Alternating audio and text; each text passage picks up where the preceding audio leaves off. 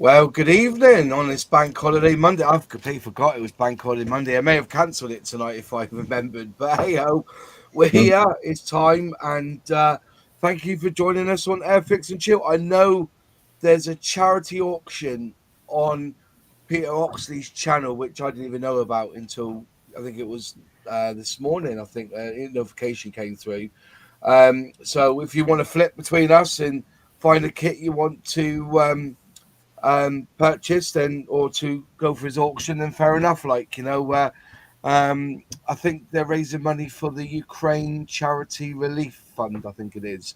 Yeah. So hopefully we wouldn't take away from that charity thing, but I know it's a bank holiday Monday and I know there's quite a few Yeah. people who are away today. Hence why there's three of us at the moment. I know Nigel will pop in at some point and Sully and the rest, but I've sent out links to them, so if they want to pop in, they can. But I just thought we'll go with all that's going on at the moment in the world.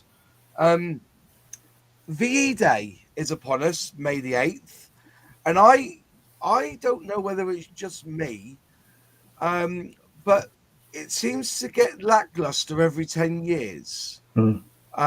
of commemorating these things. Now, I remember doing the 50th D-Day back in 1994. I was still at school then on the 50th anniversary or commemoration of D-Day.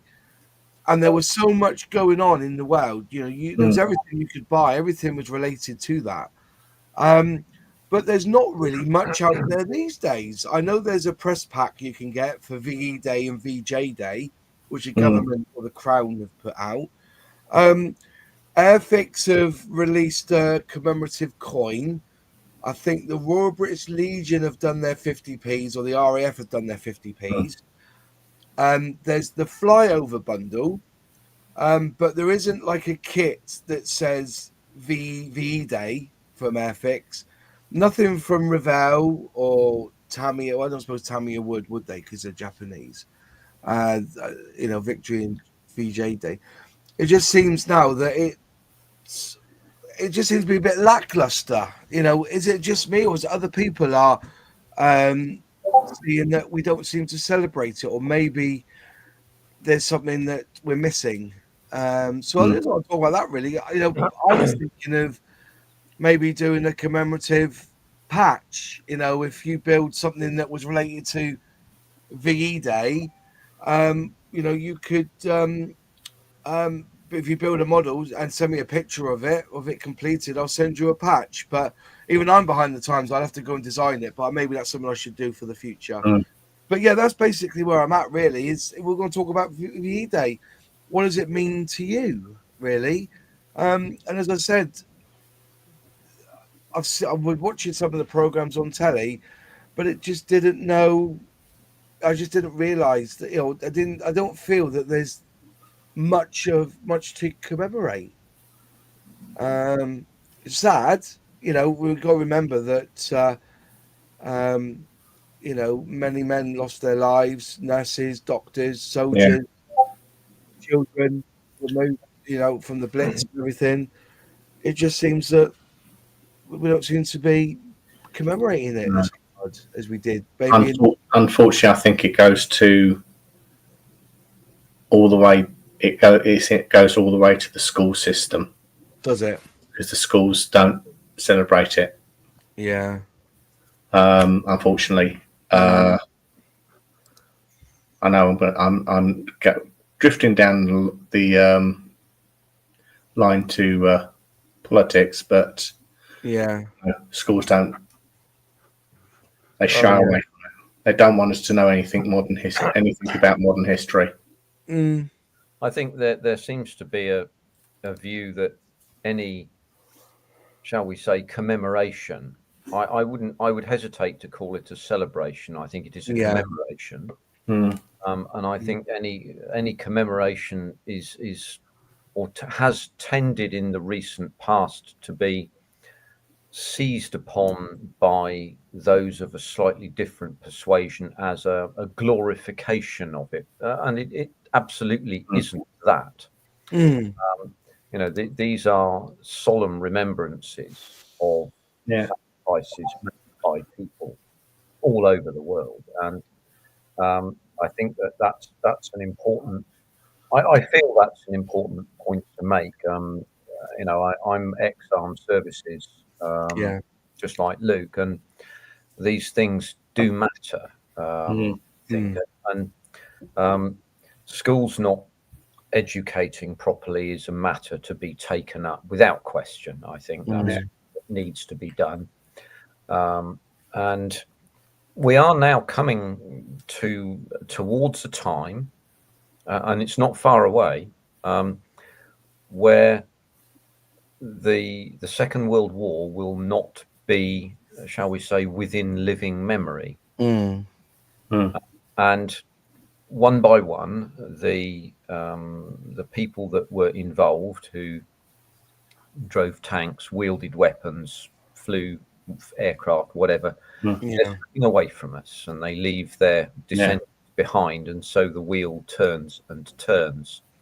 But I think I sense that big anniversaries, 50, 75, have some effort put towards them.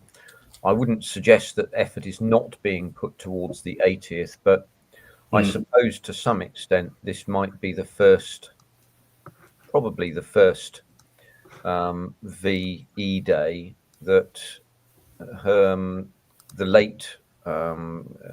late monarch, Queen Elizabeth II, has not been involved with, shall we say, directly. And of course, the Second World War was within her lifetime, and she was a member of the ATS, of course. And was sat down and was quietly served. Very much, I would add, as some of the people who we've seen recently pass, who worked in, for example, Bletchley Park. I remembered somebody on my Substack a few weeks ago who passed away, and I would remark about the quiet way that these people got on with their work and their lives, and they did things without ever expecting reward, audit, or recognition, indeed, of any kind. And it's, I think, that most English of things, that they get quietly on and do it.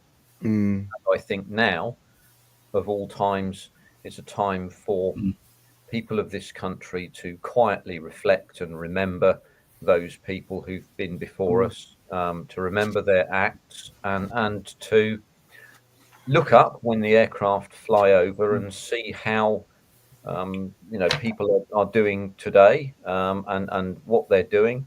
We see a click back, if you like, to the Second World War, with the Lancaster flying over, and then followed by transport aircraft and Typhoons and so on.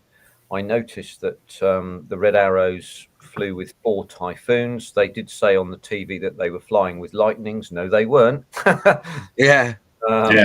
That, I think he probably read it off a piece of paper, but that wasn't right. He said, "Oh, it's 4 Lightnings." No, they weren't Lightnings. They were Typhoons. But for my, they should have been there, though, shouldn't they? The Lightning should have been there. There were a couple of Lightnings that flew alongside I think it was a Globemaster.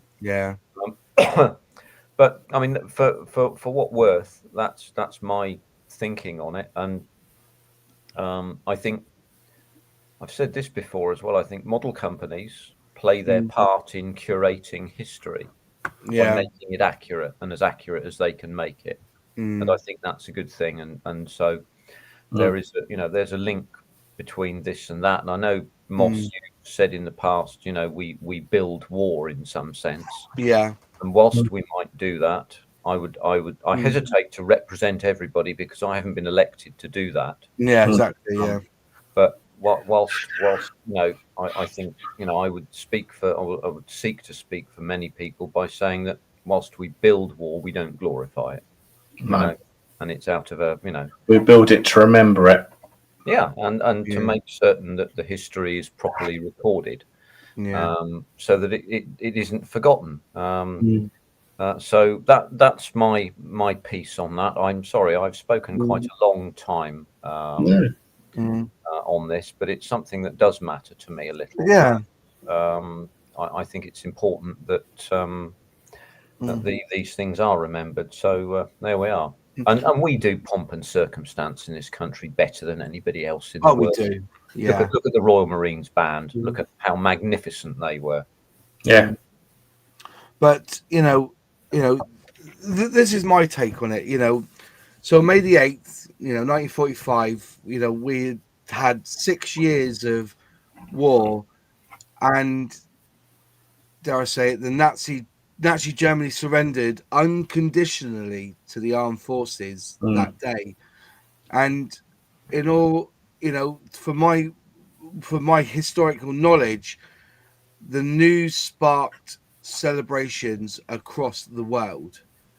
People were dancing in the street, they were hugging strangers, the church bells rang, and I think in London the crowds gathered in Trafalgar Square, and outside Buckingham Palace, and King George VI and Churchill appeared with them to cheer with those masses.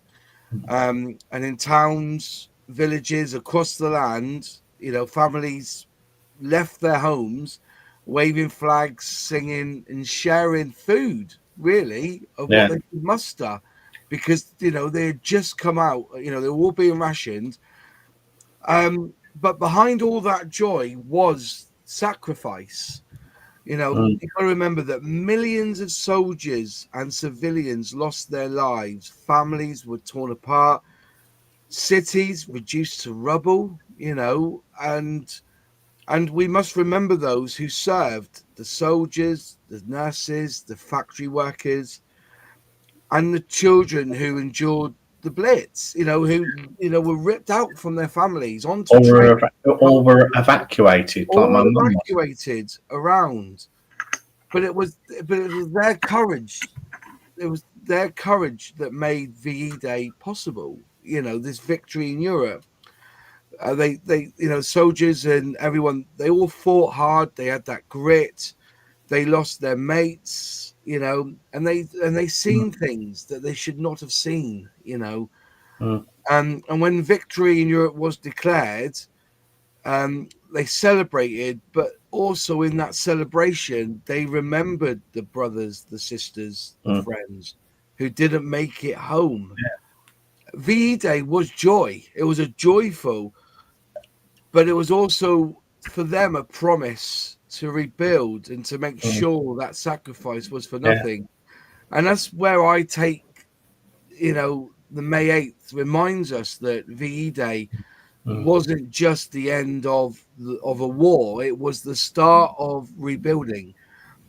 People returned to their lives, rebuilt homes, and work. And and we're left with we were left with a mandate that we work towards it as a worldwide thing, where such a war would never happen again.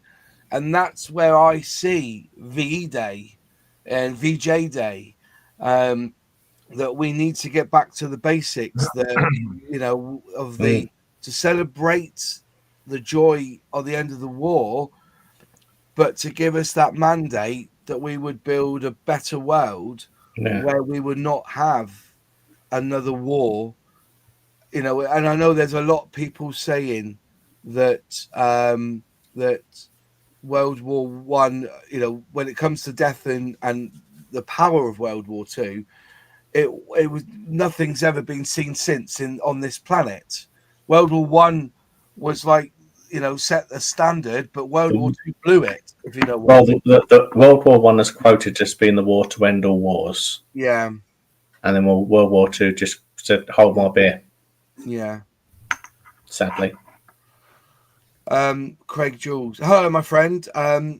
Like many here today, I am too a veteran, and it does seem very understated compared to previous commemoration events. If we are not careful, people will not be reminded of the true horrors of war. That's right. And that's it. That this is where I stand. It's not. We're not celebrating that we won. Nobody really won the war. Really, every nation, Germany included, had to rebuild. And I know Churchill went on about United States of Europe and stuff. Forget that. His main thought was, how can we bring in such, well, not regulation, that's not a good word, but put a mandate that we would rebuild in peace and let that peace not be broken. And Craig, you're right. And I just felt that it was a little bit this year. Maybe when it's the 100th, I get that in 20 years' time. What will I be? 66.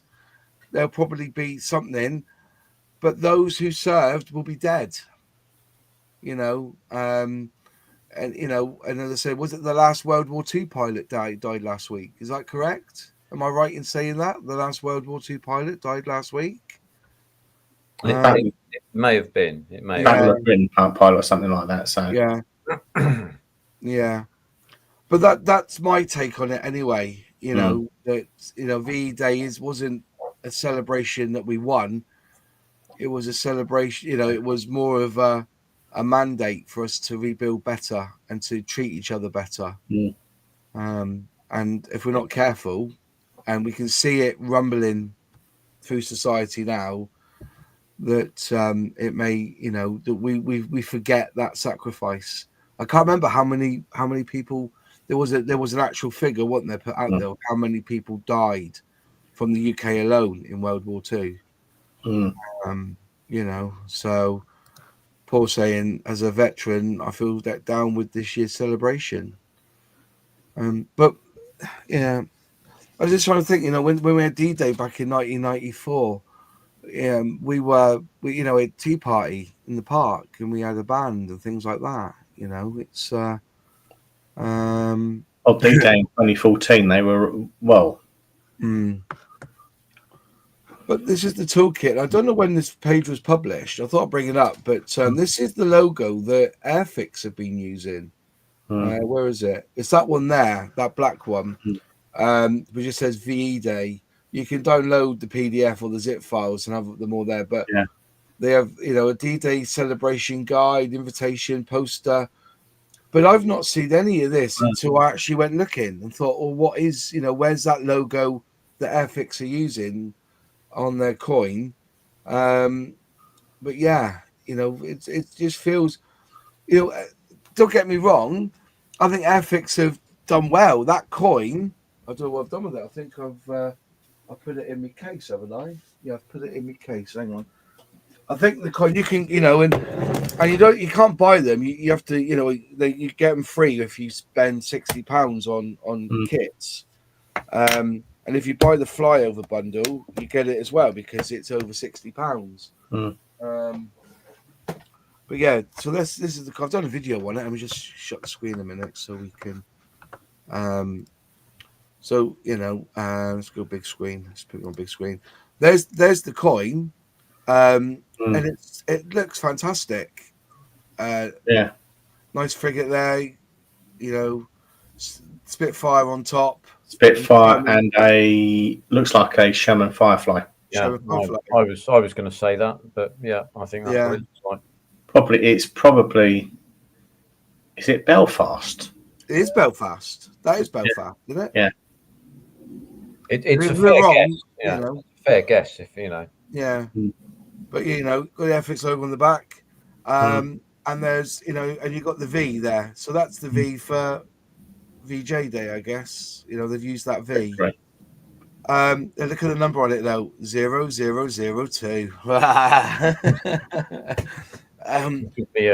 So I've ordered some kits so I get another coin. So I feel that I'm not going to lie, Airfix sent me this for free, but they know that I collect them.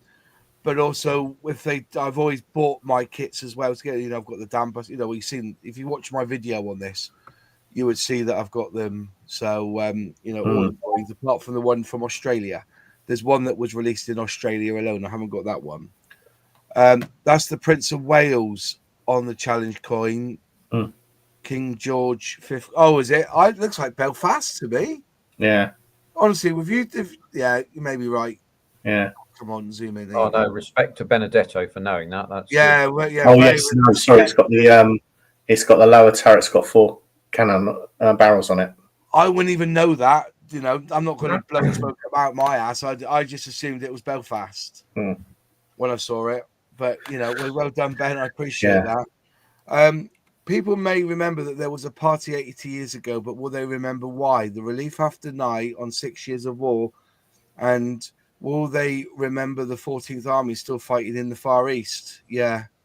Wrong main guns. Yeah, but my eyesight wasn't looking then. But I wouldn't know the difference. They looked for me as but yeah, look at the quadruple barrel on the turret one.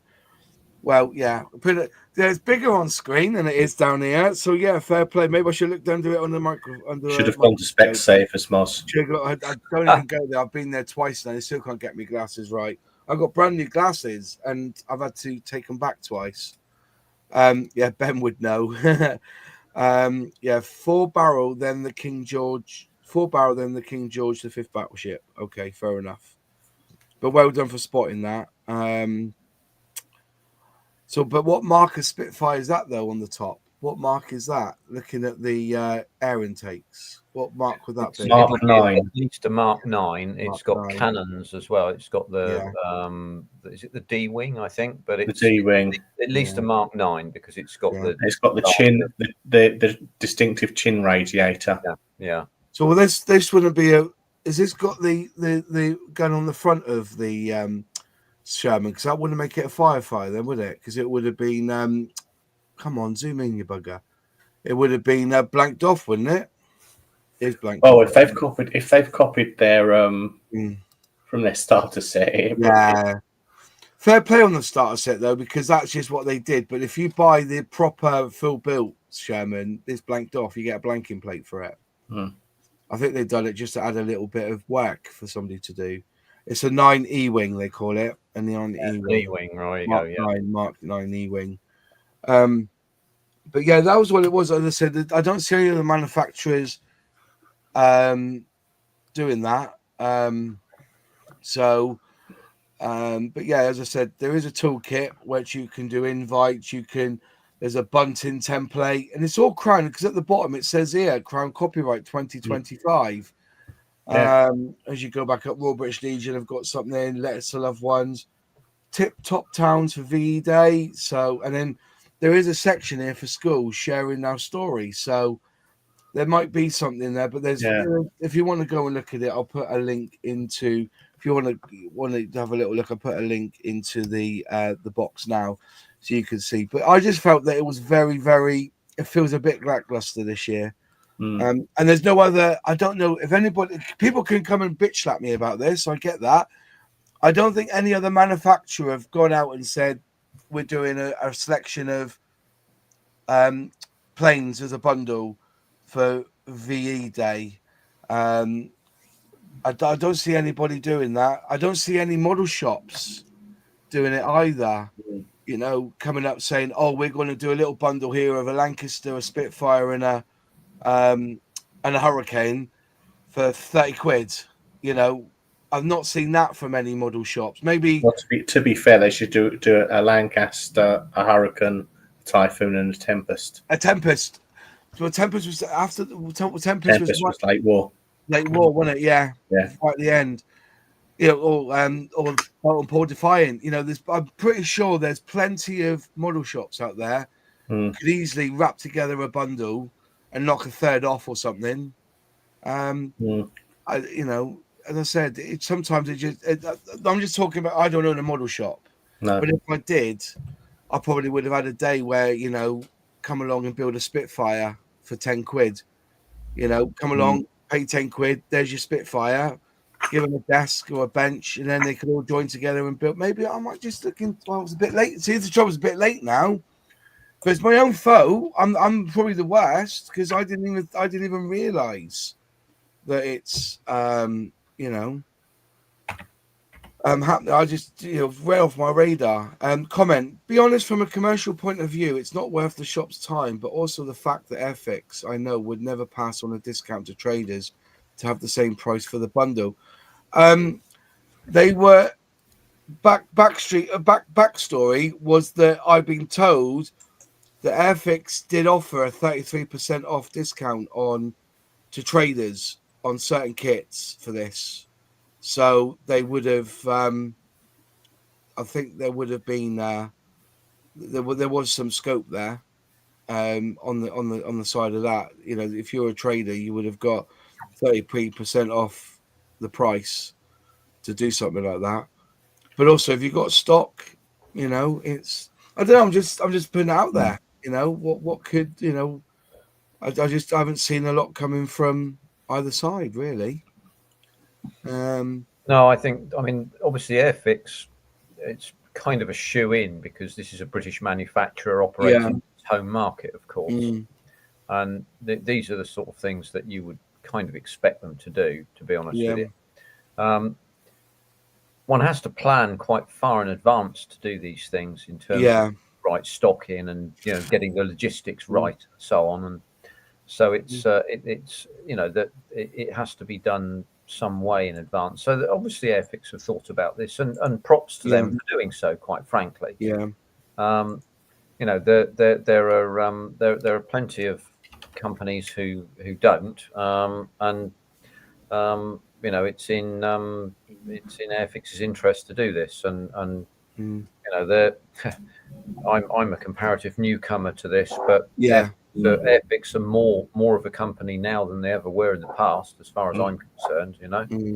I mean, what they've been bringing out recently in terms of slightly pre-war and Second World War aircraft, and what they're looking to bring out later on in terms of things like the two-seater Spitfire, the Mark 9 conversion. If it's anything like the Lysander, it'll be a brilliant kit. Be absolutely bloody magnificent. So we'll see. We'll see what happens, and good for them for doing it. Quite honestly, I mean, I didn't see it. I don't. Here's the confession: I don't visit the Airfix website all that often. I know I ought to do it more often, but I don't. So sorry, boss. I'll shut the door on my way out. Shall I? No, I wouldn't. I wouldn't worry too much. I'm only pulling your leg. I know. I was just in my mind. It's my daily look. What are three things I do every day? Airfix website, Scale Mates, and YouTube. And I try and catch up. If there's I've got a core of people, about 15, 20 people that I have the notification bell on. And I do watch it. So no,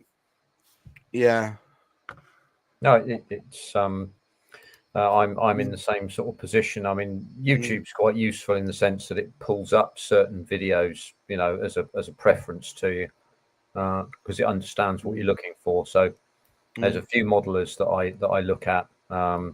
Nigel amongst them. If he's out there listening now, come on, Nigel, get on over here. He's here now. Oh, no, here he is. Happy birthday to you.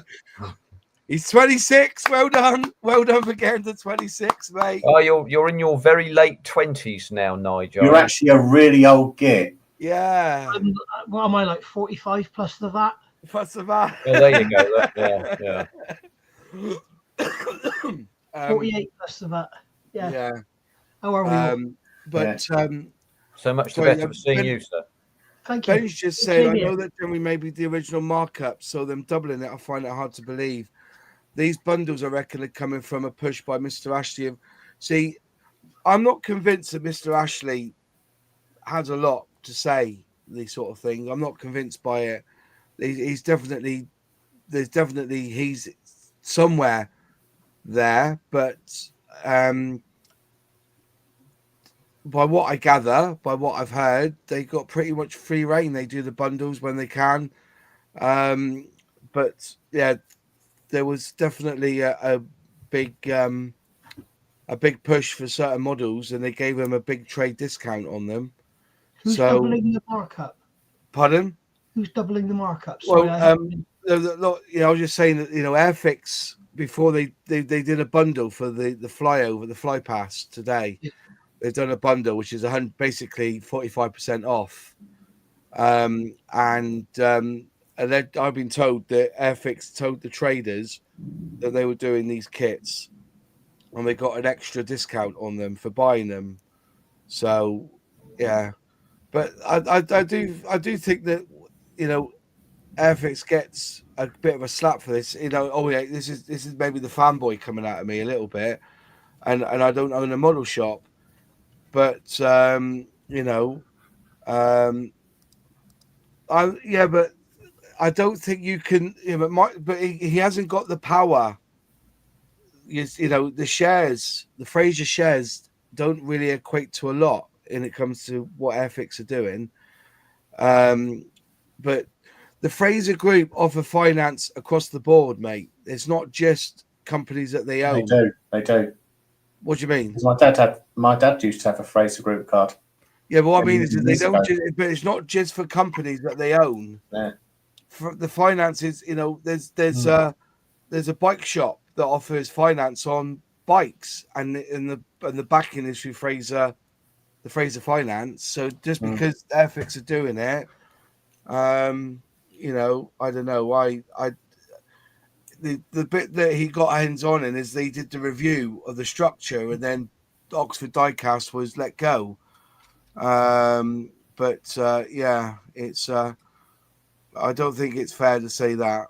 But going back to VE Day, etc.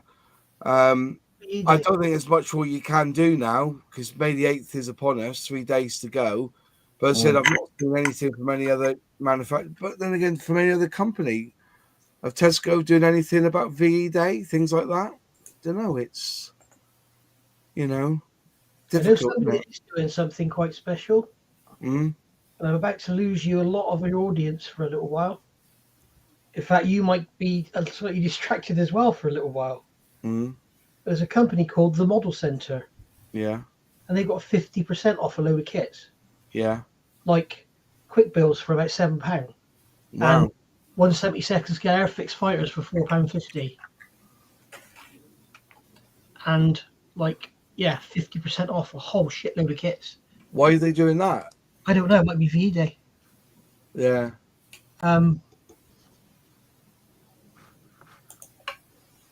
Yeah, it's mad.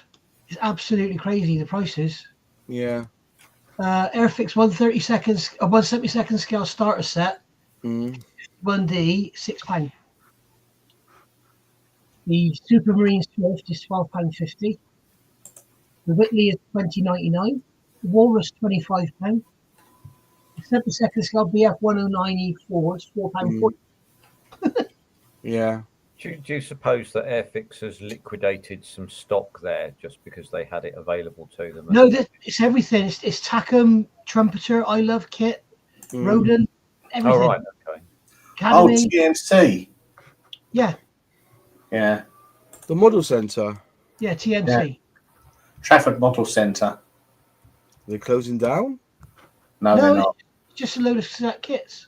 Yeah. I've seen them before at Scale Model Show. I've seen them at dinner at Telford, weren't they? Had a huge stand. Huge stand. Yeah. Airfix Jaguar, £53.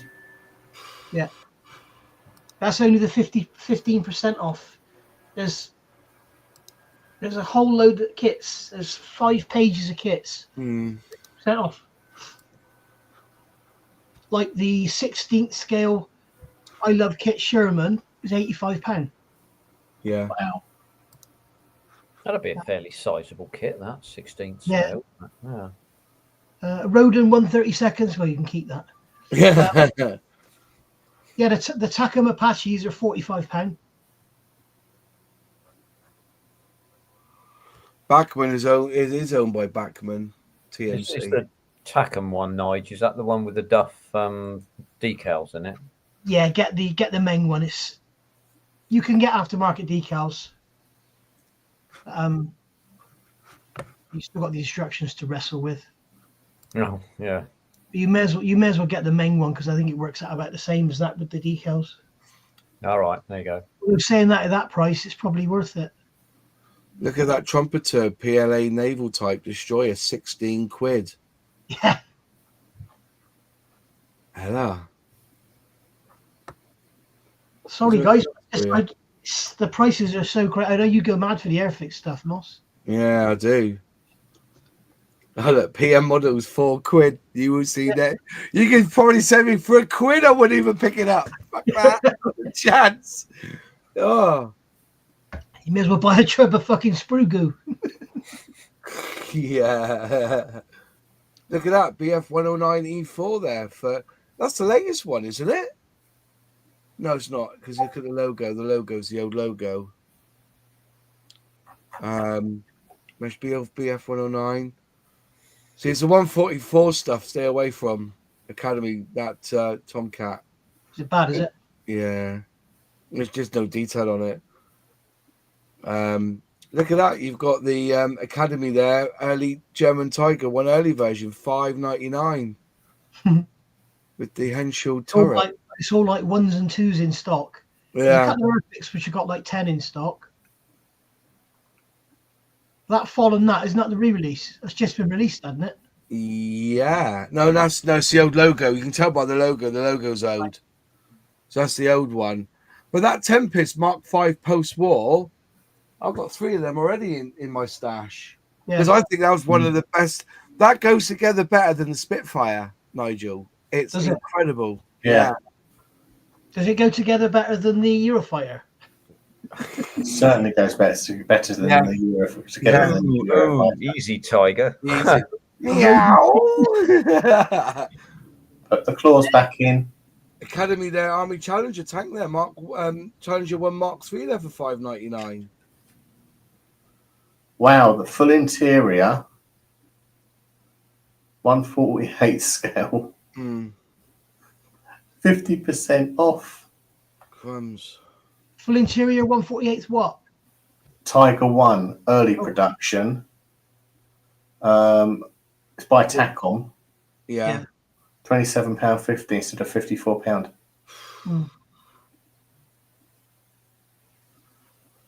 Bloody hell. Look at all this.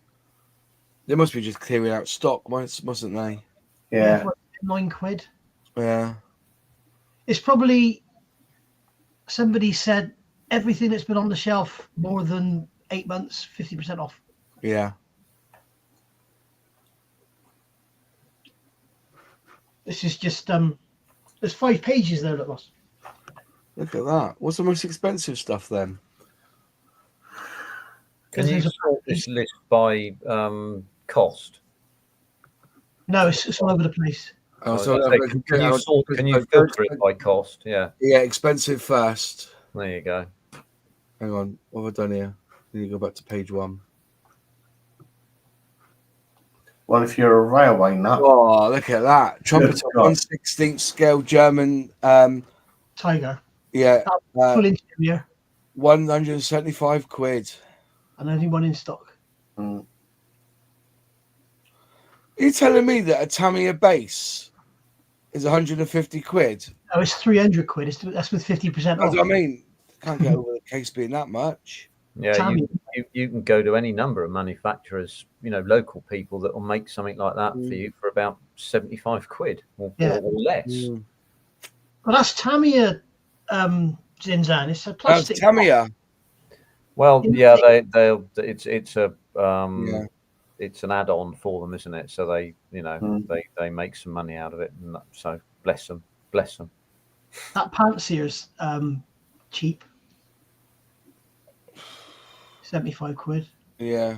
There's another 16th scale Tiger Sherman there, look. £74.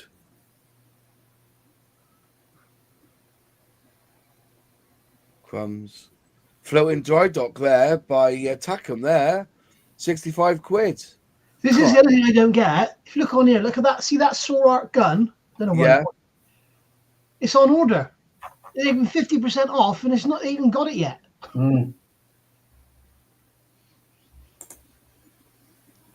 But Solar Art is 3D print in it, 3D No. resin in it. Solar Art. It's they make that massive Dora gun. So art. Yeah.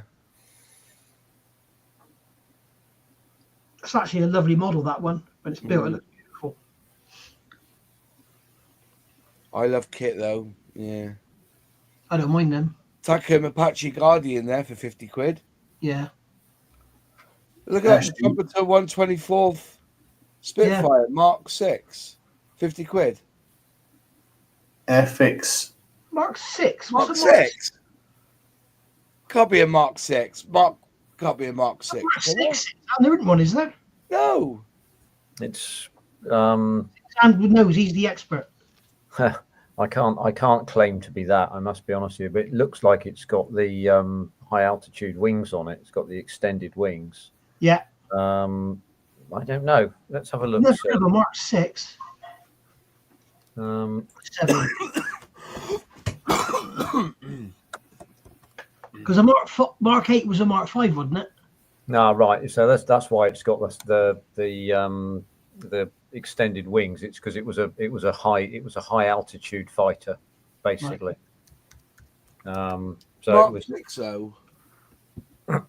yeah, but it's like the Mark 8, for example, that would have come out, and it was supplanted by the Mark 9 very quickly, and the Mark 8s ended up going to Australia in the main. Not all of them, but most of them. Wasn't the Mark 9 and Mark 5 with a different engine? It had a different engine. I think there were some other changes made to it in the sense of the radiators were different as well. Yes. But if you want to go to see a Mark 8 in the flesh, go to the Welsh Spitfire Museum. Yeah. That's worth going to. Where you There you go. Just quickly, the Mark 6 Spitfire was a high-altitude fighter designed to deal with threat posed by very high-flying Luftwaffe aircraft, especially the Junkers Ju-86. The Mark 6 used the same frame as the Mark 5, but with a Merlin 47 engine providing 1,415 horsepower and a 4-bladed propeller. The most distinctive feature of the Spitfire was extended wingtips designed to increase performance at high altitude. 97 Mark 6s were built between 41 and 42. 6 were sent to the Middle East while the rest remained in Britain. The Mark 6 was not a success. It had a pressurized cockpit that had to be locked in place, making it unpopular with the pilots. Performance was not as impressive as was hoped. In the Middle East, it was outperformed by a modified Mark 5. Finally, the threat of high-altitude German bombers did not materialize. The surviving Mark 5s were removed from frontline service and used as training aircraft. In this row, the pressurized cockpit, auxiliary wingtips were all removed, and the idea of a high-altitude pressurized Spitfire had not been abandoned. The production of the Mark 6 overlapped with that of the Mark 7, which began in August 1942. So, that's the difference between the two. So, bit of education here tonight, folks, on that one. If you want to go and look at this sort of stuff, this is the place to look. Historyofwar.org. Fantastic place for articles. So, Lots of adverts by the look of it, though. Yeah. Pardon? Lots of adverts by the look of it. Well, it always is, but this is because I've been looking at 3D printers this week. And so, hey, let me have a look. Hello. You know what I mean? Every website I've been on. This is why before I do Airfix and Chill, I go and look on all these, shop sites so I don't get adverts for knickers and stuff for the weekend sort of thing. Right. But, so that center is incredible, isn't it? For pricing. If you want some decent kits, go and buy it. Look at that. The even AFV club there. The Husky there. Yeah. Wow. The trouble with that kit, once it's built, it's extremely flimsy. Yeah. I saw what a show, and the guy told me, he said it's such a nightmare to move. Look at those rail cars as well, 135th. Yeah, they're big there. Big old beasts. Yeah. So some AFV there. Look at that P96K6 Panther. Well, it's got Got more. Some of all the Russian stuff I noticed. Yeah. But there are megabucks. That's it. Page 2's gone. There you go.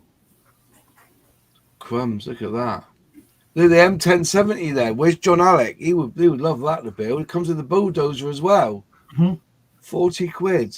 It's I 76 though. I was only 172nd. I thought it'd be 135th. Oh dear. Hang on a minute. My mouse is blown. Hang on. Oh no, my mouse. My mouse just lost charge. What's going on here? Where's my mouse gone? Why is it not working? Honestly, got to plug it in. That's why. Hang on. But yes. Somebody's asking what that website was about the Spitfires. Oh, it was called. Let me just get me. You said it's called. Hang on, let me get me. Where's me? Why is it not working? I've got mouse problems here. It was called History of World War. I think it was. Let me go back in a minute. Let me get some charge in my mouse a minute. My mouse has just died, which is annoying me, and I can't get me. Why is it not? It's a trap. It's a trap. I've broken my mouse. My mouse isn't working, so I'm stuck here now. Hang on. Let me just put these in. Anyone who wants the Liberator, bloody hell, £25. What's that for? B24. Well, the Airfix one. Yeah. 24 quid. On order with the supplier, so it's out of stock. And they're putting a 50% sale on it already. Yeah. That's incredible. Why is my mouse not working? Have you got another mouse you could just plug in? I'm just plugging it in now. For some reason, my mouse isn't working. There you go. Got a problem here. Right, hang on. Let me. Where's my thing for me mouse? Wait there, I've got a problem here. Let me just sort this out. Pardon? Was it good at the show yesterday? Yeah, I was waiting around for you, mate. There was about 12 of us just waiting by the door for you to turn up with a birthday cake. A message. And a birthday cake and everything, and you never showed. I was hanging. Were you hanging, were you? Oh, God. I thought it was wrong with me. Getting old. Well, I did have probably had too much to drink, but I'm going to say, did you over refresh yourself? Yeah. Yeah. But I don't blame you. But I got some sort of. I've picked something up. You picked something up in a Fiat, is it, by any chance? There's several too many pints, probably. I don't know. Maybe I had a bad pint or something and it's gone right through me. But put it this way, I don't know what it is about alcohol. Up to about 32, it would seem to be terribly easy to drink the stuff, and then suddenly, when I was 32, I had a hangover. It lasted till I was 38. It's ridiculous. I've just.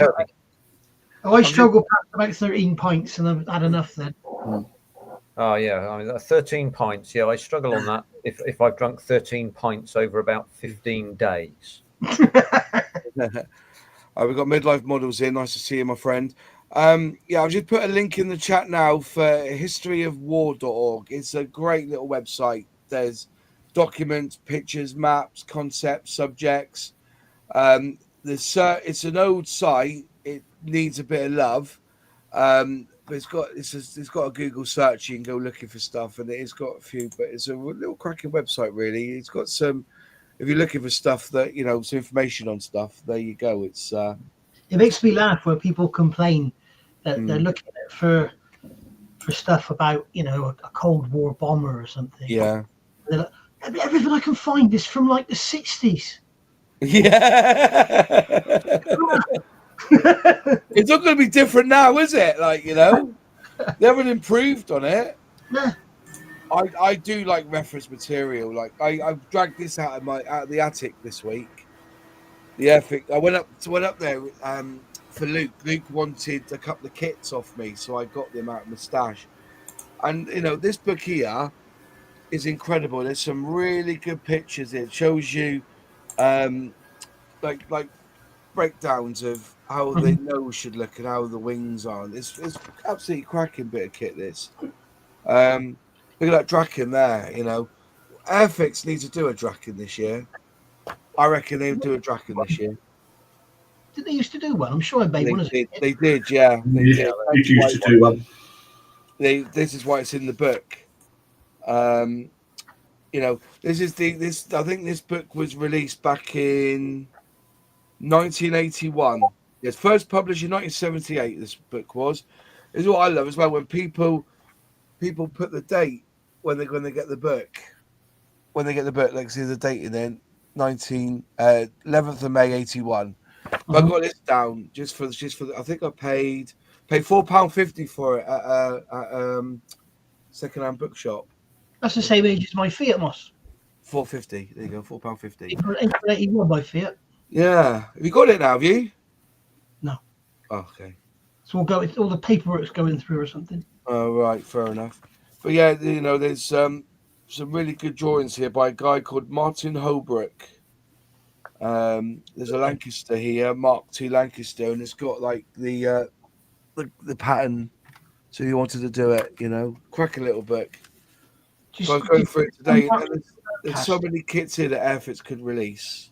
Did you say Mark II Lancaster? Mark II Lancaster. Lancaster Mark II. Of course, my head's gone. That's a bloody radial engine. You know what, right? It was the drink that's coming out of you, filling your brain has as well. You're leaking it somewhere. Christ almighty. It's pickled. Yeah. I've had it. But basically, you know, just call outs like this and things like that. It's a really interesting. I love reference material books. It's really good. Yeah. Mark II gross, apparently, cover says. Yeah. Yeah.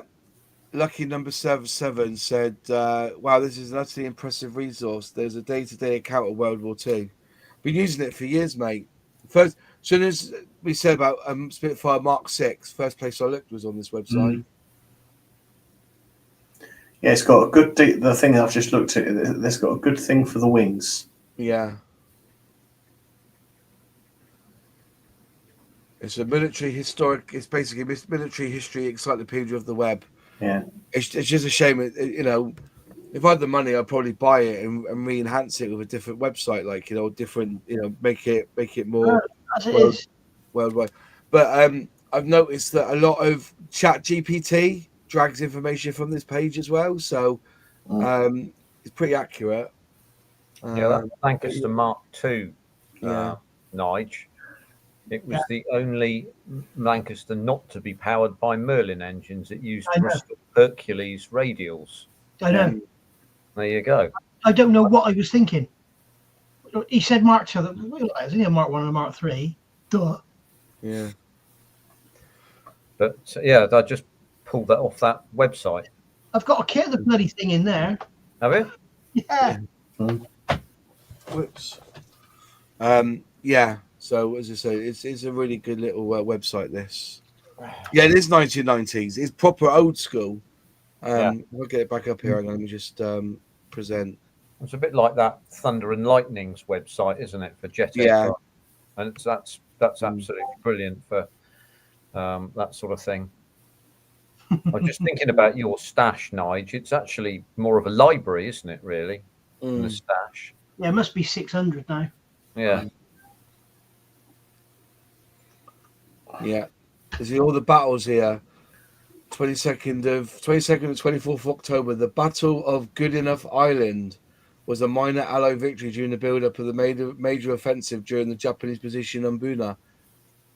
So it goes all, 1942, 43. So all the battles there all come through.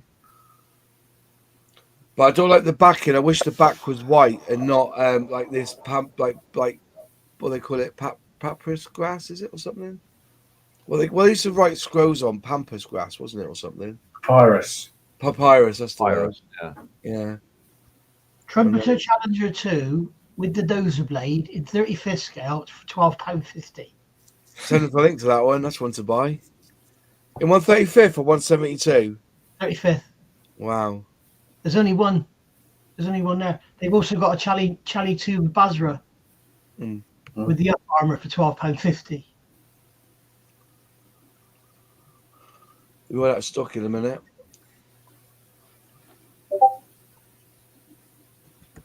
So May, let's go down to May.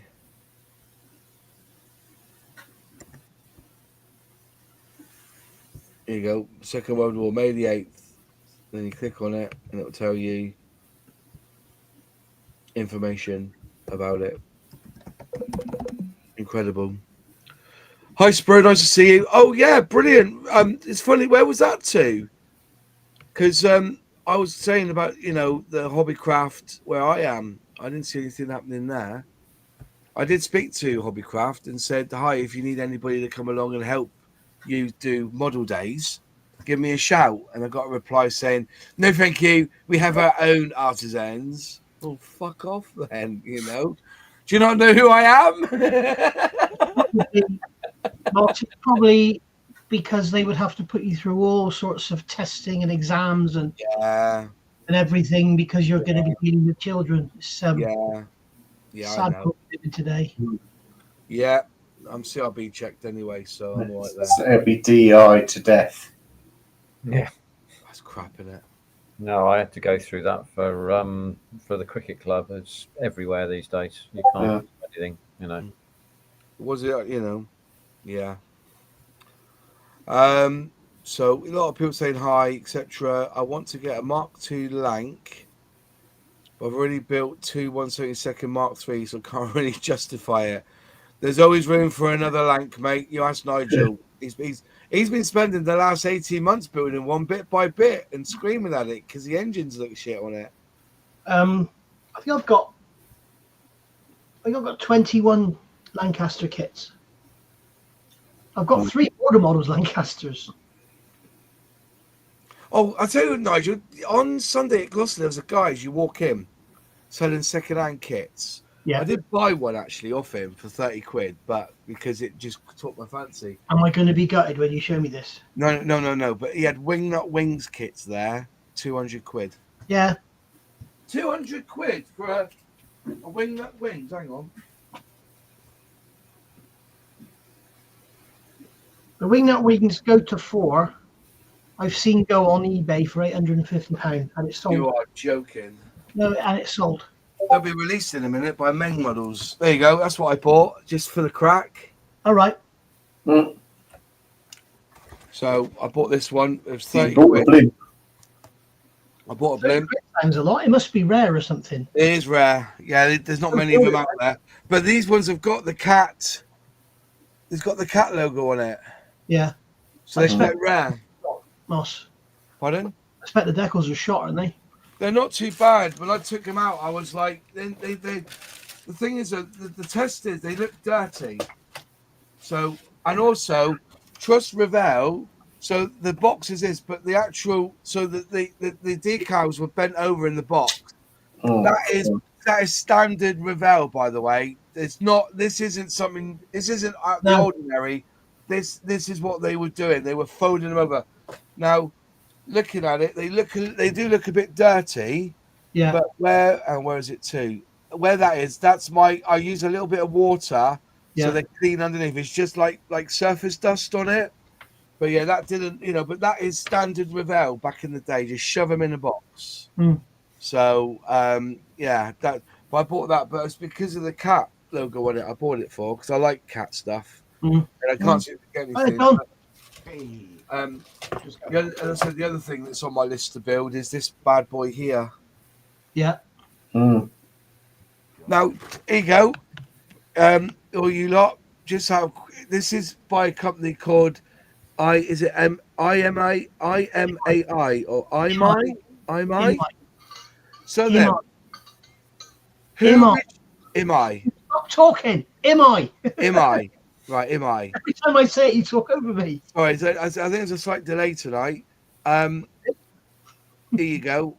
Whose tooling is that kit? Answers on a postcard, please, because it shocked the hell out of me when I found out who released this kit first. Heller? No. Airfix? No. Tamiya? Yes! No way. Yeah. I couldn't believe it. You go on Scalemates and go back through the history of this kit. Tamiya released it. And other people say, oh, it's not Tamiya. I've looked at other people. If anybody can prove it isn't Tamiya, let me know. But going by what I've seen and the kit that I've got, and it feels a bit 1960s Tamiya or 1970s Tamiya because that plastic's very Tamiya 1970s. See that shine on it? Yeah. It might be a shoot-off company. I don't know. They may have bought the tool in. Maybe Tamiya had only released. But you go through scale mates, unless anyone knows different, let me know in the comments. But yeah, it's got all the bits and the instructions are, yeah. I'm just saying. I think it's a Tamiya tooling. The numbers look right as well. When you look at a Tamiya box and look at the numbers, well, I'm going to open it for the first time in 40 years or 50 years. I'm going to open it. Yeah, it smells of Tamiya as well. Get that smell of Japan, like It's a Japanese company. Yeah, but There's a lot of tube in there. Got a little tube in there as well. Yeah, they usually do. Like It's buggered though, and it comes with a screw, so you got to screw it in or someplace. Yeah, that's Tamiya. That's Tamiya, isn't it? Yeah. But even the numbers, I can't see Tamiya worded anywhere on here. And I've had a good look. Got the 2 stars on the sprue. Pardon? You got the 2 stars on the sprue anywhere? No, there's one thing that put me off. I can't see 2 stars. But look at the numbers on them. I don't know if it will zoom in that close. I don't know if it will or not. But the numbers are, yeah, some bits have come off the sprue. Let's have a look at the. I just want to say, John Russell says he's got a Wing Nut Wings Harry Tate in his stash. That's 200 quid there, mate. 200 quid. To the right person. Yeah. But look, that's the. They do look like Tamiya decals. Are they stickers? No, decals. I don't know. I think this is a Tamiya tooling. But you're right though. I can't see any stars in the corners or nothing. But who knows? But anyway, I've got that came from America a couple of weeks ago. Mm-hmm. Got it on an auction on eBay, and I bought it just in case before the tariff kicked in. But I didn't get. I think it was about 25. I think I paid 30 quid for it, 25 quid on getting it posted, which I didn't think was too bad considering.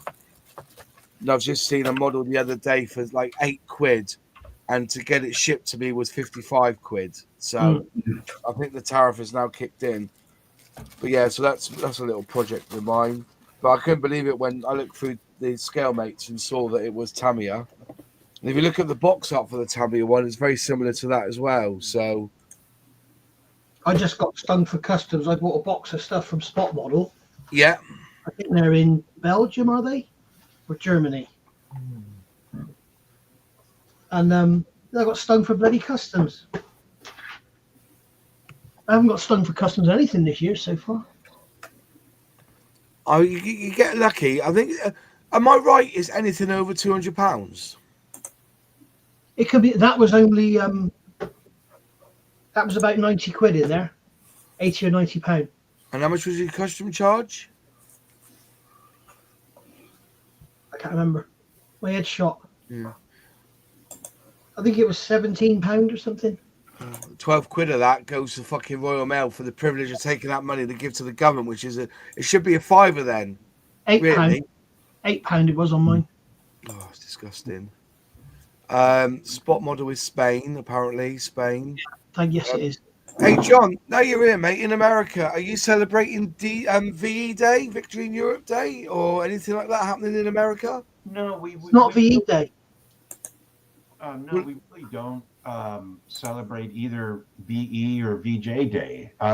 Basically, our big sort of military holidays are Memorial Day, which is coming up at the end of this month. Yeah. And Veterans Day, which coincides with your remembrance, with your, yeah. Okay. Veterans Day. Yeah. Fair enough. Who's back in from work? Are you, John? Just got home. How you coping being back to work? Enjoying it? No. How far do you commute, John? Is some stupid distance, isn't it? Yeah, it's 37 miles one way Oh, it's not so bad. I used to do that. in some of the worst traffic in the country. That makes it worse, doesn't it? Worse than Los Worst Angeles. traffic's in Texas by the looks of things. Oh, right. 2.5 hours round trip. Yeah, them together. Yeah. Wow. Yeah. I'm employed, and so that's what I'm grateful for. It's okay. I got to do it. As I've said before, the biggest bummer out of all of it, what stresses me out the most is I have to put Zoe. She has a very nice crate. It's comfortable, but I have to put Zoe in her crate for hours. That's the worst part of all this. Yeah, I can relate to that. That's, Yeah, I can relate to that as well. But Jess so and I never spent the night a apart. holiday for you, right? Jess and you never spent the night apart? Nope. That's Wow. lovely. Wow. She was with me every night of her life, from when I got her to when she died. Wow. Wow.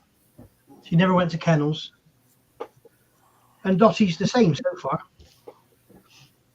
Oh, what was I looking for? XICM kit here. Let's Tractor, 13 quid. Yeah, so you're looking at their website still, are you? I've got a few of them. I'm giving away as on my live well, it's going to be now Members. Tuesday, members only workbench, because I'm gigging now on a Thursday night, so I can't really do it. So we're going to change it to a Tuesday from this week. So tomorrow night will be members only workbench Tuesdays now. I don't know if anybody's interested. They've got the Airfix 148 scale Coyote Super Cat. Yeah, That's rare, isn't it? rare as rocking or shit. They got one on here for £28.80. They haven't, have they? Yep. Quick. So everybody goes down there now and buys it before I get a chance. Page 3, is it? Page 3. Where is it? Come on. No, click on pre-owned on the left-hand Oh, they're side pre-owned, is it? and get rid of new. It's on the first page. So these are pre-owned kits. Yeah. £28. Yeah, £28.80. Bloody hell. 57 quid they had it up for. I've got two of them. I've actually got the resin wheels coming to build it this month. Yeah. Operation Herrick. Have you bought that? Did I buy it? Yeah. Got another one somewhere. Yeah, I got two. I've got two of them. They got a 32nd scale Dragon BF110 for 60 quid. That's cheaper than the Revell one. There you go. When I bought 23 quid, reduced from 33, got two of them. But yeah, they're going for about 60 quid on eBay now, I think, Super Cats. So, yeah. They got the DO217 with the ME328 Mistel. Got the Junkers 88 with the Mistel on the top. Mm. The Airfix one, 20 quid. Crumbs. Bloody hell, they've got the Arado there for 30 quid from Revell. Yeah. That's a rare kit. Against crumbs. Good, isn't it? That is good. That ICM light tractor, that Rhine metal light tractor, it's a good kit. Yeah. I really enjoyed putting that one together. Good.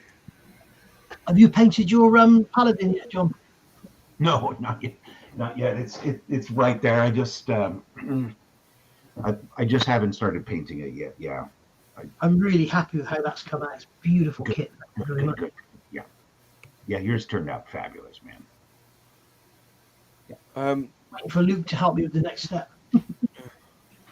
Never heard of this company before. White Cat Models. Oh, it's a conversion. That's why. Ignore me. It's a conversion. Oh, you're right. Okay. But hello, yeah, some good kits here. Some rarities, I tell you. Oh, give me all right. It's Tallery, LA Fighter, LA5 Fighter. Spaceship, Vostok. Where to? Right at the bottom of the page. Didn't see that. New B1 25th scale Vostok 1. Part built, pre-owned. Well, on Was the it First page. I can't see it here. If you go to pre-owned, Yeah. scroll down the page. Pre-owned, expensive first. Shit, they got the head of the Station Mia. Yeah. Fucking hell. 47. Well, fucking too expensive. Oh, yeah. Vostok 1. Newbie 1, yeah? Yeah. 30 quid. I got a feeling that is. Yeah. There you go. Did everybody get their. Anybody here IPMS members, by the way? Yeah. For the UK. Yeah? UK. Did you get your Yeah. magazine this week? Yeah. Yeah. Did you see that the one of the builds in the magazine was made of wood?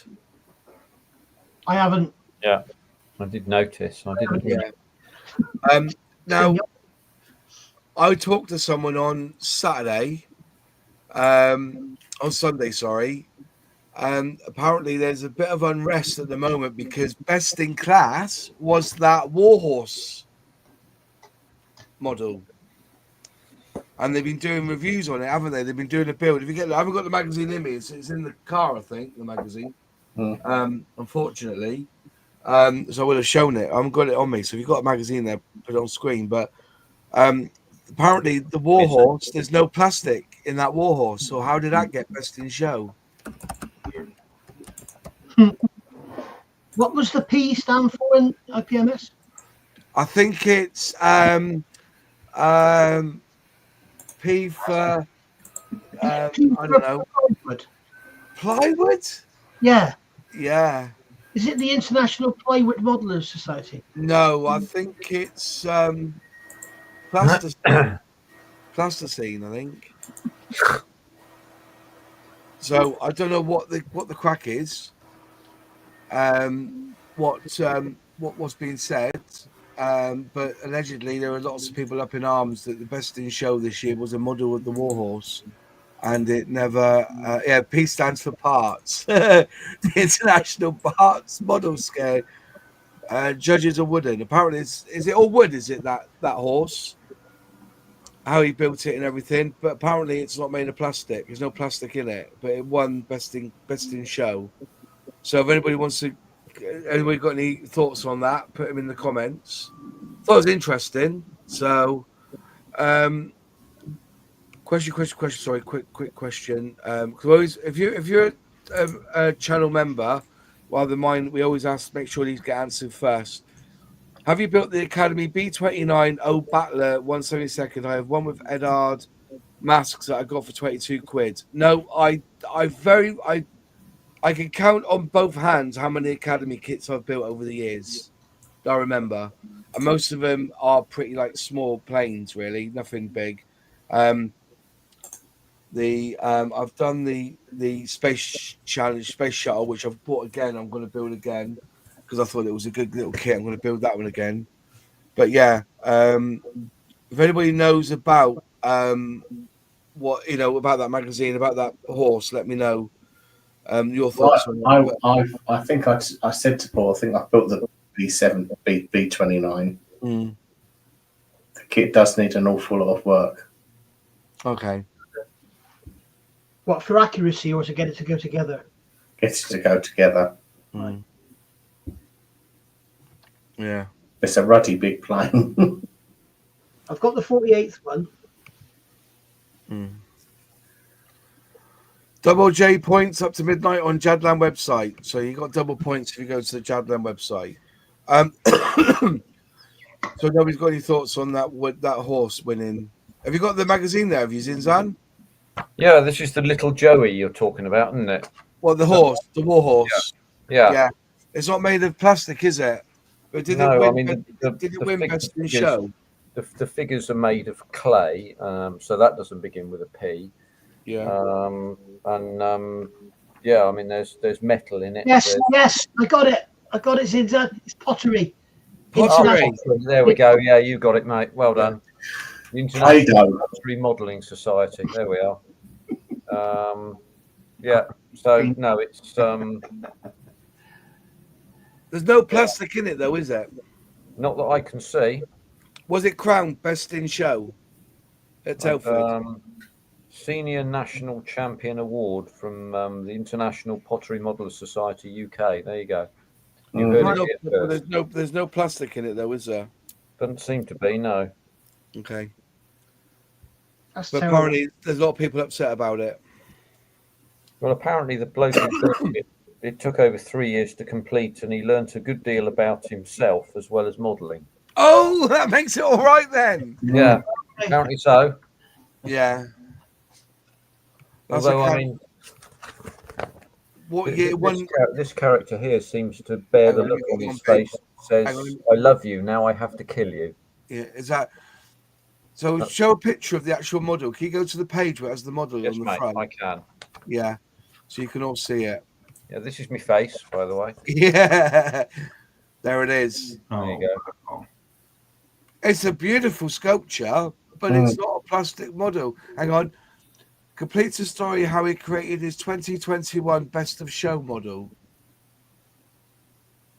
But apparently they were talking about it. Why is it in there? So yeah, it's a cracking looking model of sculpture, but it won Best in Show in 2021. Yeah, no, I mean, it's not a plastic model, you know. Yeah, that's a plastic model. But it's in the IPMS magazine. That's what they were saying. Whoops, yes, James. Hello. Whoops, there you go, back again. So yeah, but they've done a boat this month, and they've done about that horse in a Plastic Modeler Society magazine. There's some good stuff on the Jaguar in there, I have to say. Yeah, some good pictures. Some good pictures, some great detail there for anybody who is interested. It's that's rather good. And they're of the time too, rather than being restored models as you see a lot with others. So yeah, it's I have to say the IPMS magazine's very nicely done. It's glossy paper, and it's pretty high quality. Yeah. But not a model. No. Not a plastic model. There we are. Yeah. It is their AGM this week, folks. If you want to go along, is it next week or next? Is it the 20? What date is the AGM? Is it the 12th? Yeah, they're asking for votes on various things, aren't they? Yeah. But they're apparently they're saying it's the AGM in this month. So if you want to go along to it, it's in Doncaster. I was going to try and go up there and have a listen in, but I don't know. Doncaster's quite away for me, Yeah, it's a long way to go. It's in Yorkshire. Yeah. If I was up there for another reason, I might. But I don't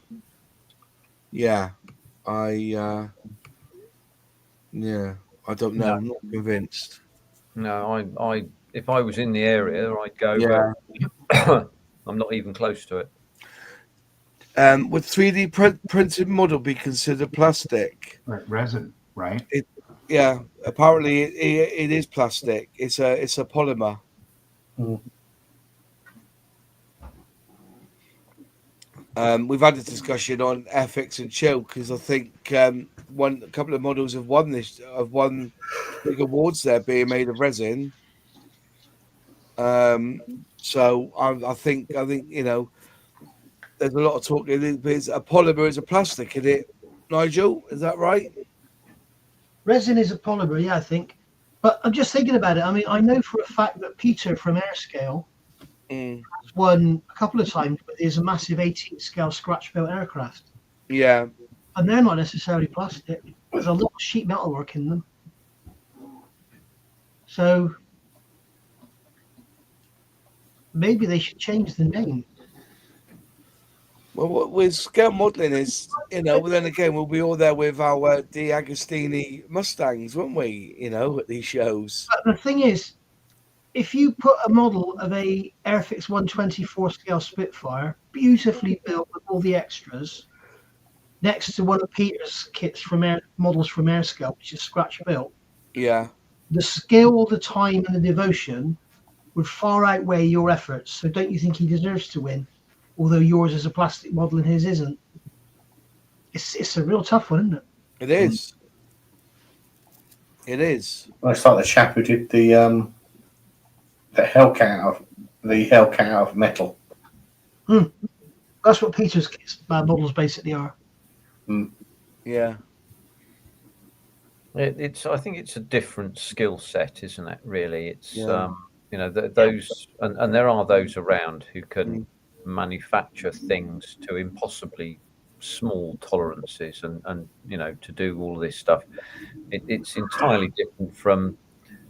There's a degree of artistry required in plastic model building, which I don't possess in volume, but to be able to make it look realistic is the real challenge, and I think it's that interests the international plastic modeler, whomsoever they might be, and everybody does it in a different way.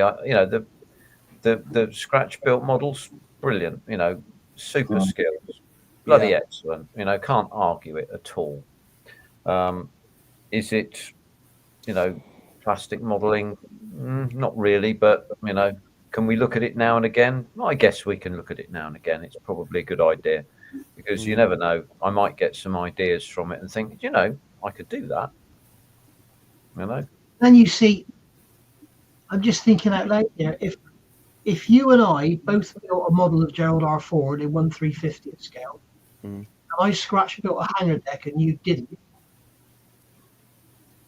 mine would probably win over yours in a show. Yeah. Would you begrudge me that? Would I? Oh, goodness me, no, because it's no longer a plastic model because I've scratch built it all. It's weird. Yeah. Unless Zinner's had got the 3D Wild 3D printed deck. Yeah. But they're also, what it probably is, you've got dioramas, haven't you? You've got vignettes, you've got out of the box, you've got scratch built, all these different classes. And then, so all of the models we've discussed would all fit into one of those categories. Yeah. And at the end of the day, there is going to be a best in show. It doesn't necessarily mean it's going to be a plastic model built out of the box or a plastic model at all. It's just best in show. So Jim's spot on here, to be honest. But the spirit of the kit is far different. A plastic kit out of the box, bought off the shelf, is nowhere near a 3D printed kit from a computer file. Different things to me. Yeah. And I think it's time the P may have to disappear, which I get. And Jim Clark say not necessarily, Nigel. I would say not necessarily over here. The thing is, in more in the states than it is in the UK. A lot of the older model kits used to be, for the car kits, used to get a wooden block for the body with drawings of it. Yeah. And they have to carve the body out. Yeah. They have plastic wheels and bits and pieces on it. But that's the way it's made. Good shout there. But what I'm saying though is if we both built a model of Gerald R. Ford and I scratch built a hangar deck and Zinzan didn't, and my model won, I suppose the other thing is Zinzan's would be in the box class and mine would be in modified. Is it modified? Modified, yeah, modified. Now, I'm willing to guess that, or to put my neck out there and say, this modified class, that kind of thing, is this a late comer entry, or a late class that's come in, say, in the last 10 years, or has it been around for a long time? I don't know. What's the answer on that question? I'm going to say it's probably out of the box and not out of the box. Yeah. Probably.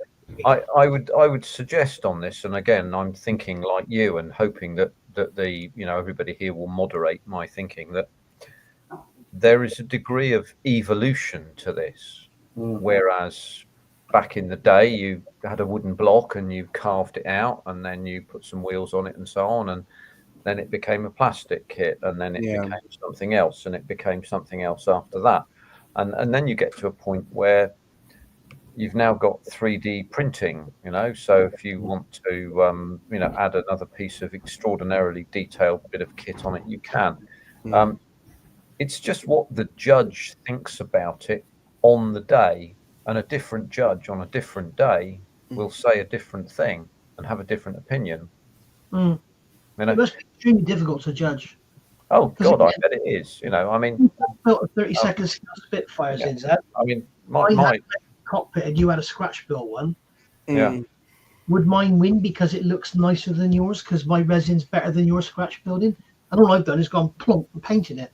I've made actually, it's interesting. I've made this point before about things like Quinter sets. They add a new dimension to detailing for people, and I put this on the SR71, the Quinter cockpit set, and make no mistake, they're brilliant. They're so easy to use, and I've looked at it. It's covered at the moment. I can't see it, but I looked in on it and thought it's perfect.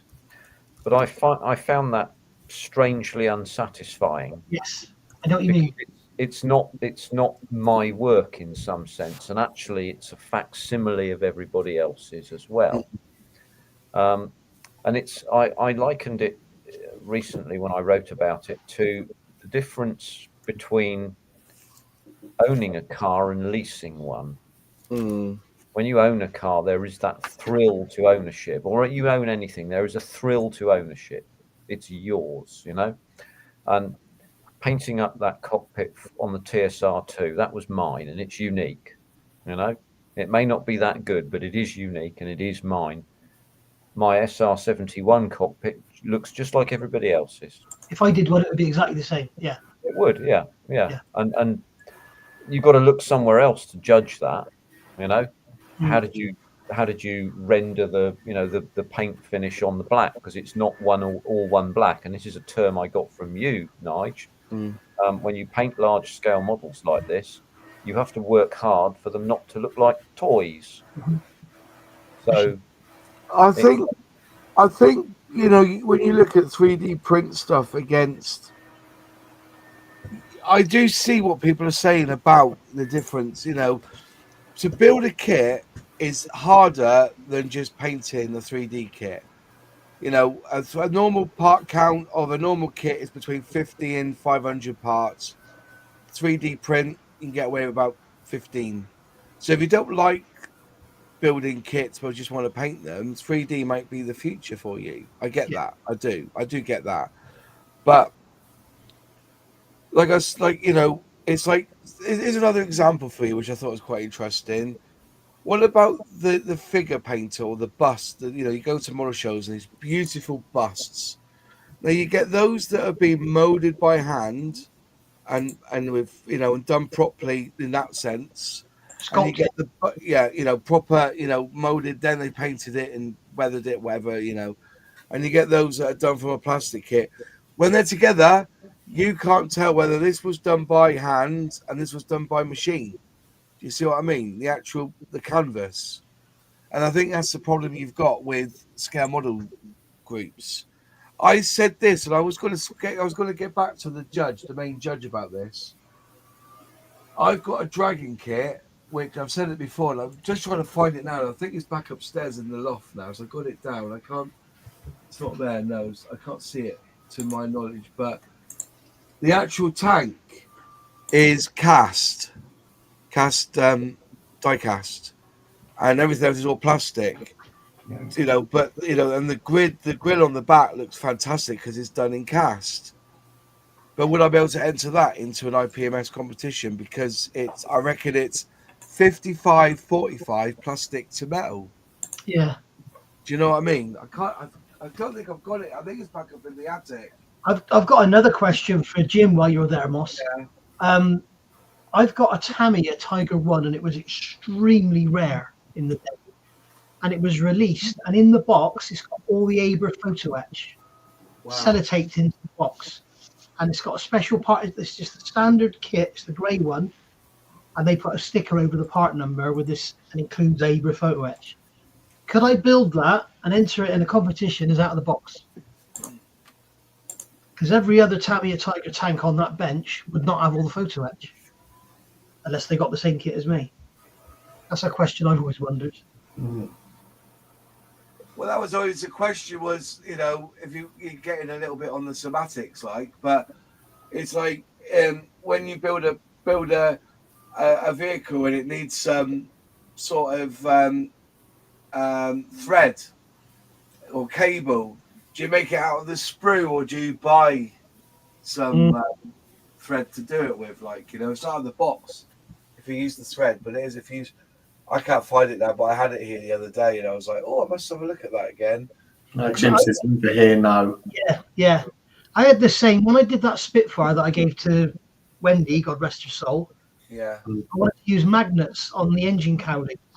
But I wanted to build it out of the box, and somebody actually messaged me and said, "You can use magnets; it's still classed as out of the box because you can't see the magnets. Yeah.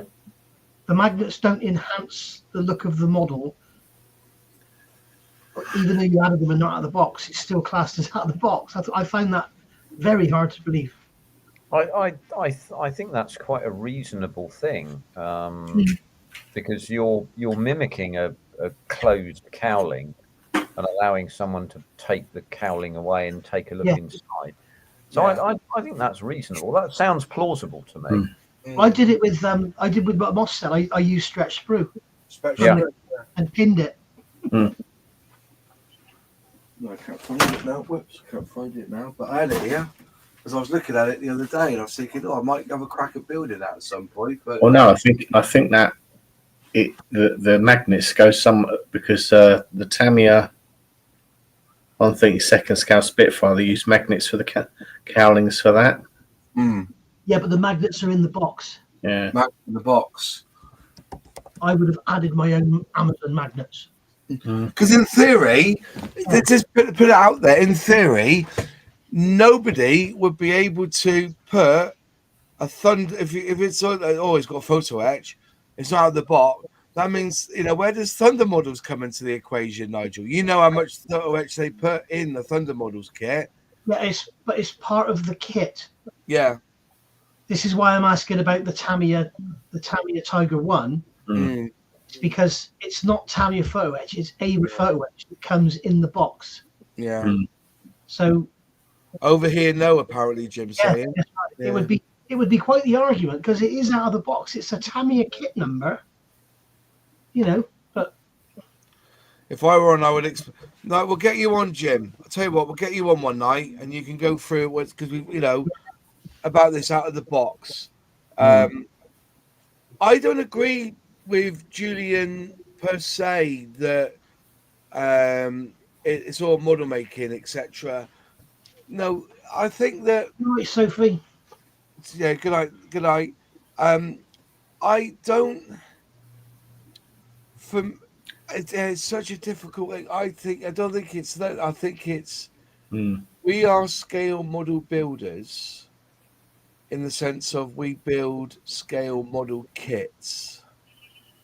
And there's this point, isn't there, where if you start using stuff that isn't really plastic, I think the art of making plastic look like wood is more glorifying than just using wood and covering it with a varnish. Tell me about it. You can make plastic look like wood. And I've seen some beautiful workmanship. LPJ models, think about him.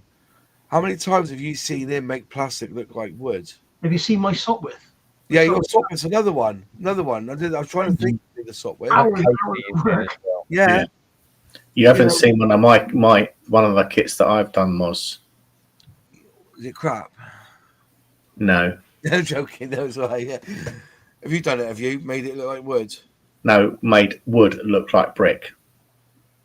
Oh, right. Yeah. Because I did a double engine shed. Yeah. Actually built a double engine shed out of 2 timber tracks, which is basically wood, MDF, ply, kits Yeah. Aren't those with an model, interior. I scratch built the interior. aren't those Model Factory Hero kits? Aren't they metal? Don't they have There's no metal plastic in one of parts them. that you have to deburr and that kind of stuff? It's white metal, resin, White metal. turned aluminium, photo etch. I've just done the Fiat 131, haven't I? And those get entered in Mm. modeling contests, right? Sorry. Those get entered in modeling contests, right? Yeah. Well, it's like I've been watching daily Spencer Pollard's building the Jaguar, and some of the stuff he's doing to the gear bays has been phenomenal. What channel's that on, Moss? It's on his own channel. He hasn't got a channel. No, he's got like a blog. He's got like a WordPress blog. Let me get it up a minute. Because he used to have a YouTube channel. I really like listening to him. He's such He a doesn't. Yeah, he doesn't do it. He doesn't do it no more. fantastic attitude towards everything. Yeah. You see, that was another one. IPMS 18, was it?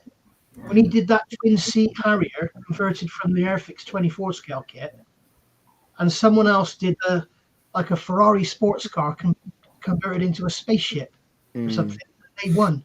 He didn't, and there was a load of uproar about that because the other one was like a what if sort of fictitious spaceship, and Spencer Pollard had made a pure replica of a twin seat Harrier from an Airfix single seat 24 scale kit. Yeah. You know, there you go. This is his website here. There you go. That's his website. Spencer Pollard. Right. Yeah. This is his Jaguar. yeah, Look at that cockpit he's done. Look at the seat, the belts. that's all out of the box, isn't it? At the The belts aren't out of the box, but No, the belts aren't out of the box. printed plastic. Yeah, So I speak. Okay, so a couple of highlights of code where complete the miniature cockpit. Tricks to paint those parts. It should be black, grey. I'll just see if he's actually used any. don't ever paint anything on your models black. The second hurdle was to do about the lack of seat straps. I half-heartedly consider pilot were relegated that to second place in favour of a seat. But I don't know what he's done here. He's mixing the strontium chromate up. Yeah. Yellow, green, and flat yellow he's used, isn't it? So he's put the yellow down first. So he put the green down first, then put the yellow on top. Either that or he's mixed it. Yeah. He's pre-shaded it or post-shaded it there, hasn't he? Yeah. That paint does not have a specific colour. It's No, they mixed it. and they mix it. They add black. Sometimes, like in the Second World War, they had 2 lots of black. Sometimes Yeah. instructions said this colour, this black, or this black, and people used to read it as this one and this one. They used to just chuck 2 in, so it came out a lot darker. And then also, if it's put on thicker, it's a darker colour. Yeah. What if it's on Facebook? Hang on, Spencer Pollard, in it. You see, I find him on. He was all right with me doing so. I know that Spencer Pollard's. Where's the picture to? Oh, maybe it's not. There you go. There's a picture of it there. Share this tab instead. There you go. That's what he's done. Is that just painted, or has he added stuff? That's just painted, I think. Yeah. I can't think he's added stuff. I can't remember what it looks like now. Nice one. Can you send us a good. link to that, please? A link to it. Can anybody look at it? Or have you got to pay for it? Yeah, or- yeah, you can link it on Facebook. Yeah.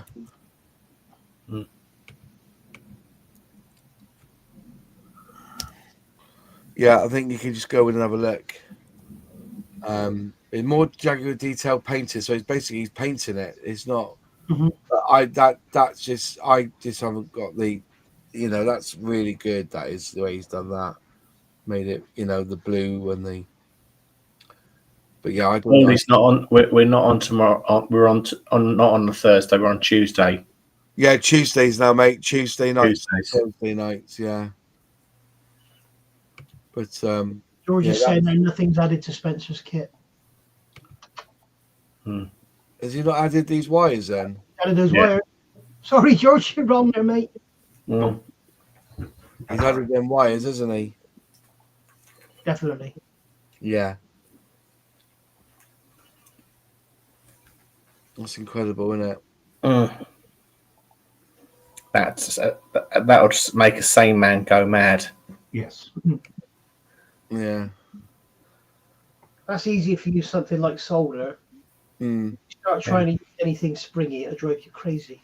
Yeah. Yeah, you've got to use lead wire for that sort of thing. Yeah.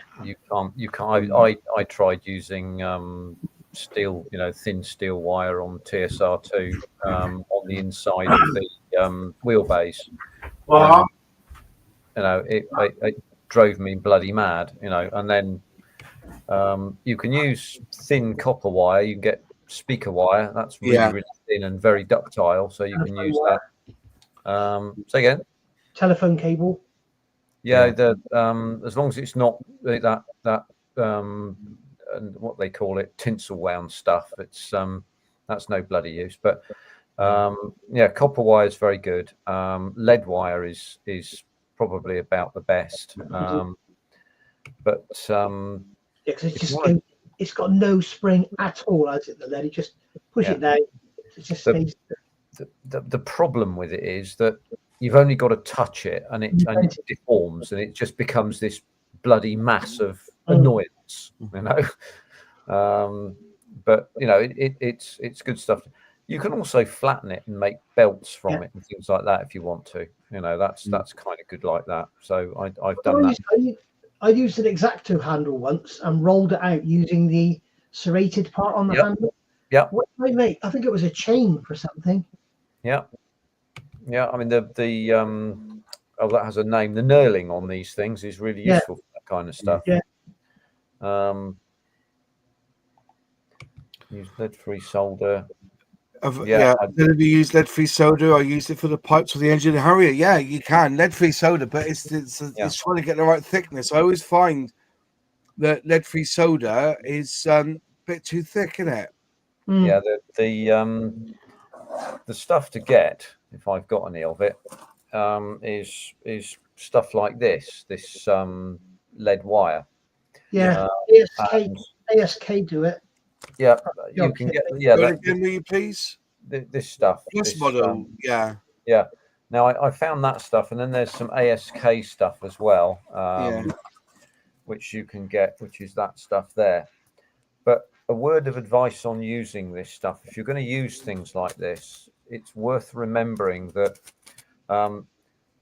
lead wire corrodes very quickly in moist air, and so the thing I would say is when you're taking this stuff out of its bag, take it out with a pair of tweezers and immediately shut the bag afterwards, and you'll preserve the wire for a long time, because I mean there's years of wire in there, but there's not years if you let it corrode. It goes black, doesn't it? Quite brittle. It gets a white material on it. Right. Mine's gone black and brittle. Yeah, but it certainly goes brittle. Absolutely, you can't bend it or do any bloody thing with it at all. It's a confounded nuisance. Yeah. So I mean, fortunately, it's not too expensive, and hopefully it will remain available. As long as the Thought Police don't say you mustn't have lead wire anymore. It's tough to get here. That's why I use copper. I use I get the thinnest copper wire I can.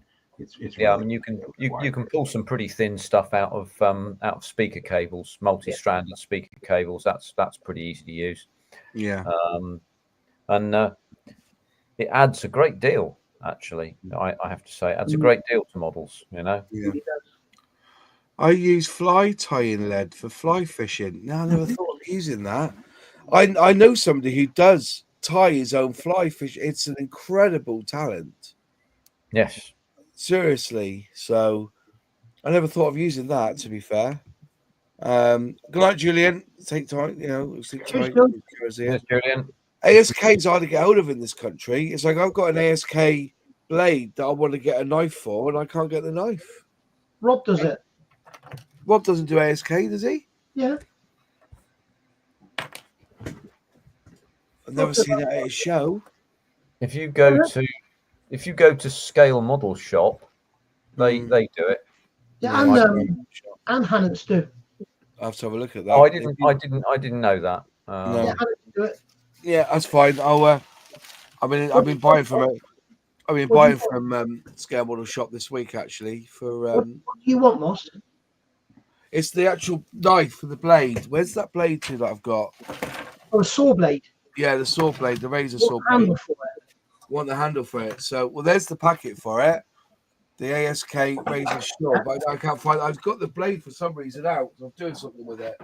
And I was looking for a handle for it. You can also use, if you look on eBay, there's a Czech company. There you go. It'll fit the other handles as well. It's called Art Scale UK, apparently, but it's come from Ask. But yeah, I've JLC do a handle, wooden one. You'll find one of them. Yeah. The state of the blade in there. Cool, look at that. You need some whack on that one. Yeah, JLC. But the Art Scale kit, there's two of them. There's a straight one and a cranked one. Oh, it's gone. Cranked one. Yeah, if you're only going to get one, get the cranked one. Yeah. And I got another one come through as well this week, which is quite nice. A nice little, with like a bamboo sort of handle on it, but you can't change it.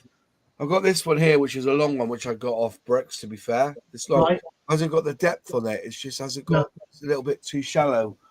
But yeah, I'll be looking at I've got another one here somewhere. I can't remember what I've done with it now, but I bought it from a company in Spain, but it's a Japanese knife. It's got like a bamboo finish to it, but I can't find it now. It's here somewhere, but I can't find it somewhere in my room. I'm having a real good tear down in my room. I'm trying to organise it better. So, mine needs to as well. Yeah. You know, Nigel, you mentioned telephone cable before. Yeah.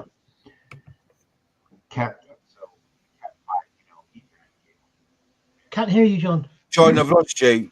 Speak up. Can you hear me? No, I can hear you now. Yeah. Okay, sorry about that. Yeah, so Ethernet cable. It's like 4 strands of 2 or something like that. That's it. You got it. If you even take one of those, there's I think 7 or 8 individual metal threads in those, and they're incredibly thin. They're really tight. So those are the thinnest wires that I have in my collection. Because I have a whole bunch of Cat 5 cable, and I tear them apart. Yeah. So I believe that those cables that you're talking about are the patch cables.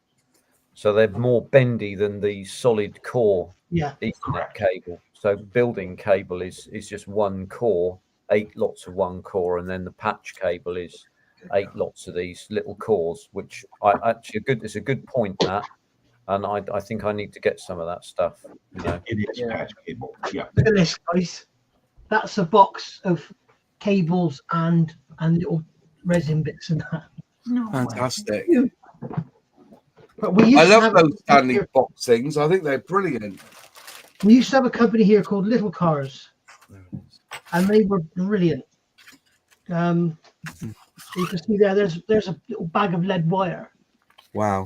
And they used to do like I got 0.5 up to 0.3, 0.1, all the way up to like 4 mil, I think, or no, 0.9, 4 mil. What am I talking about? This is the blade I bought, by the way. This one here. Oh, sweet. Yeah, it's by a company called Plaz Hobby, I think. Right. But it's Japanese, so it's Japanese artwork, like, you know. But I bought that one for 20 odd quid for. It was pretty good for cutting resin and plastic and stuff. Been on the workbench tonight, so I haven't had time to comment, but been enjoying the stream. No worries, mate. Honestly, it's that's what the idea is. It's basically in the background. At the show on Sunday, loads of people came up and said, "Oh, Airfix and chill on a Monday," and a lot of people actually listen to it after because they're probably working on a Monday and they jump on the workbench on the Tuesday and listen to it. But we get about 4,000 to 5,000 views now for. And the rate is roughly you're listening to about 1 hour, 20 minutes of it each week. That's about the average, you know, so which is quite good. So I must be talking some sense. I bet if it was just me talking, there'd only be about 5 views because I talk shite, you know what I mean? So it's good. I think what's good about this stream compared to some others is we do tend to stay on modeling. Yeah. Well, you have to, yeah. Yeah.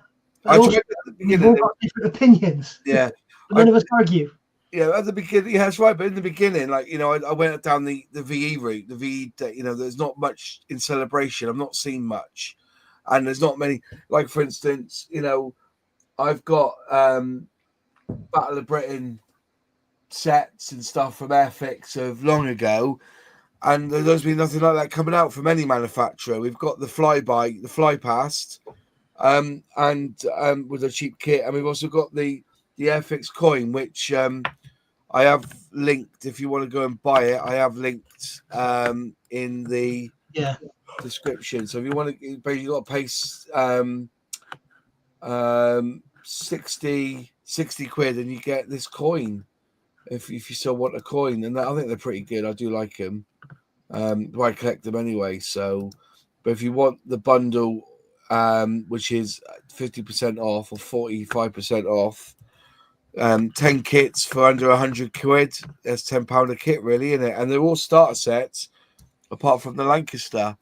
So if you want to get the coin, you got to pay 60 quid, buy 60 quid's worth of kits and get the coin free.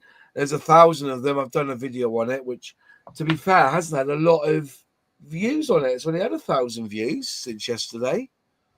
Strange. Or was Saturday I did it? Saturday, Sunday? No, I had many. The only place I've heard it talked about is Talk TV, because I tend to have them on when I'm doing modelling, and they've been talking about it all day. Yeah. Which is they've good. also been talking about other stuff as well. But as I said, it just seems to be a bit of lackluster for the 80th anniversary. Whether it will change for the 100th, but then those, you know, all those who were in the war then would have passed on. I don't think. I would suggest that by the 100th they'll be pretty much forgotten. Yeah. They went. We talked about World War One when we celebrated the end of it, 100th anniversary. Yeah. It hasn't really been mentioned since. No. You got to remember as well, on the 9th, it's Russia's VE Day. Oh, is it?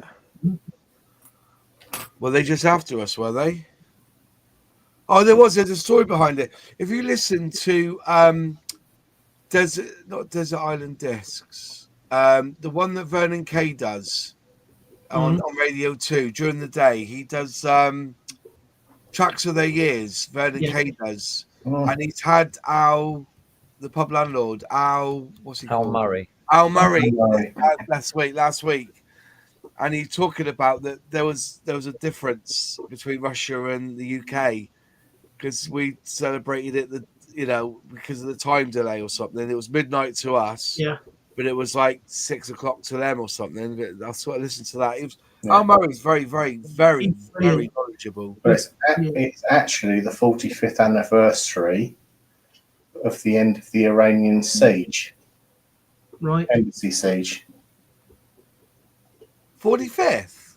45th today, yeah. So it was in 1980. 80. Wow. Crumbs. Yeah, we celebrate all sorts, don't we? Today, 80 years ago, was the day that Montgomery received the surrender from the Germans, Yeah. from the Nazis, should I say. Yeah. And then it wasn't what VJ Day was 3 months after, wasn't it? It was August. Well, it was after August. August. Yeah. August 10th, August 15th. 15th. I think. It took him that long. You know. Oh, I didn't know it was. I don't think so. I think the ceasefire was on the 15th. I think you find that the surrender was the 2nd of September. September, yeah. That's when the actual. It took Yeah, him but according to one gent, he didn't actually surrender till the 1960s. Mhm. Yeah, he was hiding. Yeah. There was a few of those guys. There was a handful of those folks. Yeah. What date was the Hiroshima bomb? The Hiroshima bomb was The 6th. 6th of August, wasn't it? And then Nagasaki. Mm. I thought it was September. Yes, Harry, I'm sure you're right. Yeah, September 2nd, I think. Mm. We're in Kazakhstan. No one is talking about VE Day. Got a brief mention on CBC this morning, but that's it. I don't know where he is. Canuck. I've lost. Okay, fair enough. Yeah. Kazakhstan. Where's Brilliant. no mention on CBC? What CBC? Canadian Broadcasting Company or Communist Broadcasting Company, whichever you like. Okay, fair enough. Yeah, the official Army Broadcasting Corporation, isn't it? Yeah. Anyway, folks, it's 10 o'clock. We've been going on it for 2 hours. Again, It's to 10. it's been interesting. We've had 5 of us on. Yeah, it was, as I said, I just wanted to share about the V Day and just push a little bit for Airfix. As I said, that's the. I've seen the Royal British Legion have done some coins, and I've seen RAF have done some coins about the Communist Broadcasting. Okay, fair enough. But yeah, it's been good. Good little chat. Nice to talk. And again, we'll be back next week, Monday. My channel members, and I think James' channel members as well, we're going to move the workbench Thursdays to a Tuesday because I now have karaoke nights on a Thursday and a Wednesday. So I'm going to be doing that instead. So we'll be moving it to a Tuesday. But I have got another competition tomorrow night. So if you want to become a channel member and join us on the bench, it's an open thing as well. And I think starter set membership for me starts for $2.99, and up to £10, I think it is. But yeah, we open it up so that the link's open, so you can all jump in and have a chat. And if you've got anything that you want to talk about or anything, then I'll be giving away another Revell kit as well. So. And Nigel's popped in a couple of times as well, bless him, when he's had the chance. Moss invites me every week, but I'm not available. Not always available. There's always a call in for Also, I don't think I want to go to the pub again this week. No, that's fine. We'll see you on Tuesday. See you tomorrow night. So I've got to live stream Moz Karaoke Nights pay-per-view. Yeah, it's I don't sing there. I let everybody else sing, but it's Thursday nights become really popular for karaoke. And one last thing I want to say: anyone who's at IPMS Gloucester on Sunday, I left my tripod on the stage and went home without it. So anybody in IPMS Gloucester who saw that, can they get in contact with me? I know some of the lads at IPMS Gloucester do have my email address anyway. If you can, send it back to me, or I'll meet somebody at Yeovil or somewhere and pick it up, or Avon. I think Avon's another. Was Justin there from Bookworld? Yes, he was. He'll probably have it. It was next to him, yeah. I'll contact him.